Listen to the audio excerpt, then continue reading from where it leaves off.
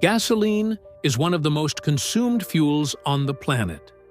Around 800 million vehicles burn through more than 7 billion liters, nearly 2 billion gallons, of fuel every single day.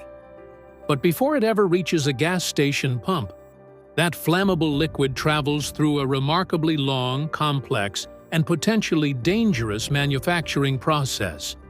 Have you ever wondered how gasoline is actually made? Today we're tracing that entire journey, from the moment crude oil is pulled out of the ground to the moment the fuel flows into your tank. Stay with me until the end, because what you're about to discover will change the way you think every time you stop to fill up. Right here on Stories Behind Everything. Gasoline is a liquid fuel derived from petroleum, a complex mixture of lightweight hydrocarbons, molecules built from carbon and hydrogen atoms.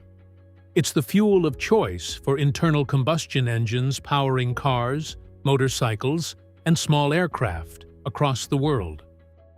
Humans have used petroleum for thousands of years, but it wasn't until the 19th century that it became a cornerstone of the global economy. Large-scale extraction began in 1859, when Colonel Edwin Drake drilled the first commercial oil well in Pennsylvania, an event that launched the modern petroleum industry. The invention of kerosene lamps and internal combustion engines made oil strategically vital for lighting and transportation. Then, in 1908, Henry Ford's Model T put cars within reach of ordinary Americans, triggering an explosion in gasoline demand that transformed the industry forever. And during both World Wars, oil became a critical military resource, fueling tanks, aircraft, and warships, and shaping the outcome of global conflicts. But before a single drill touches the ground, someone has to figure out where the oil actually is. And that's harder than it sounds. Oil doesn't pool in giant underground lakes waiting to be tapped. It hides inside porous rock, miles beneath the surface, invisible and silent. To find it, geologists study ancient rock formations and sediment layers, looking for the geological signatures that suggest hydrocarbons might be present.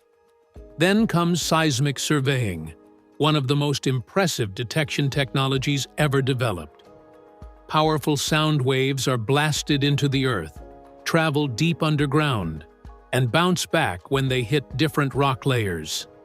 Sensors on the surface catch those returning signals and translate them into detailed 3D maps of what lies beneath. It's like giving the entire planet an MRI scan. If those maps show a promising structure, exploratory drilling begins. Though even with all this technology, striking oil is never guaranteed. Every well drilled is still, at its core, a bet. When an exploratory well strikes oil, the crude is sent to a refinery where it will be processed into gasoline, diesel, jet fuel, and a wide range of other products, including plastics, asphalt, tires, cosmetics, and even pharmaceuticals. Getting to the oil is a feat of engineering that most people never think about. The drill doesn't just punch straight down like a nail. It has to cut through sandstone, shale, granite, and ancient rock layers compressed for hundreds of millions of years. Each section of drill pipe is about 33 feet long, and depending on what the bit is cutting through, it can take anywhere from 20 minutes to over an hour just to drill through a single section. When one section is done, the entire drill string is raised, a new pipe section is bolted on, and the process starts again, repeated hundreds of times before the well reaches its target depth. As it goes deeper, steel casing pipes are cemented in place to stabilize the walls and keep different geological zones from mixing. Throughout the entire process, a specially formulated substance called drilling mud is continuously circulated through the well. This fluid lubricates and cools the drill bit, carries rock cuttings back up to the surface, and, critically, maintains pressure in the well to prevent blowouts. A blowout occurs when reservoir fluids escape to the surface in an uncontrolled rush, potentially triggering fires, explosions, and severe environmental damage. It's a slow, methodical process. But the payoff, when it comes, is worth every inch. Once the target depth is reached, the well is tested. Pressure readings, temperature measurements, and fluid samples are analyzed to confirm the presence and quantity of hydrocarbons. If the results are positive, production begins. In the early stages, the natural pressure of the oil trapped deep underground is enough to push it up the production pipe to the surface on its own. When that pressure eventually runs out, pump jacks are installed. Those iconic rocking structures you see dotting oil fields across Texas and beyond. They work with a back-and-forth motion, creating suction that draws oil up from the depths like a giant metal syringe pulling liquid from the ground. Pipelines connect individual wells to a main line, carrying the crude to separation vessels that strip out associated gases, including carbon dioxide, hydrogen sulfide, and natural gas. What remains is raw crude oil, ready to travel. In Brazil, most production happens offshore, far out at sea. In Texas, it's pulled straight from the land. Either way, after gas separation, the crude moves through underground pipeline networks stretching up to 600 miles, pumped continuously day and night, until it reaches the refineries where the real work begins. The world's major refineries are staggering in scale. Sprawling complexes covering areas up to nearly 4,000 square miles, threaded with thousands of miles of pipework, capable of processing 600,000 barrels of crude every single day. Before refining begins, specialized equipment strips out hydrogen sulfide from the crude and converts it into elemental sulfur, which is then sold to farms as fertilizer. Nothing goes to waste. This is where the real transformation happens. The distillation tower is the heart of the refinery, a towering column where crude oil is literally taken apart and rebuilt into the products that power the modern world. The crude is superheated to over 700 degrees Fahrenheit and pumped into the base of the tower as vapor. As it rises, it cools, and as it cools, different molecules condense at different heights, separating out like layers of a cake.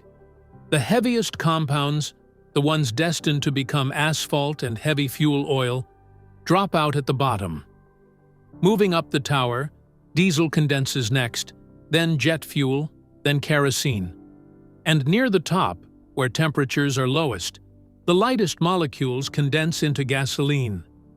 From a single barrel of crude, refineries extract roughly 19 gallons of gasoline, 10 gallons of diesel, and 5.5 gallons of jet fuel, along with plastics, lubricants, and dozens of other products we use every day, without ever thinking about where they came from. But the gasoline isn't ready yet. Every batch is tested in combustion engines to verify its octane rating, the number you see at every pump. Octane measures the fuel's resistance to knocking, a phenomenon where gasoline ignites too early inside the cylinder.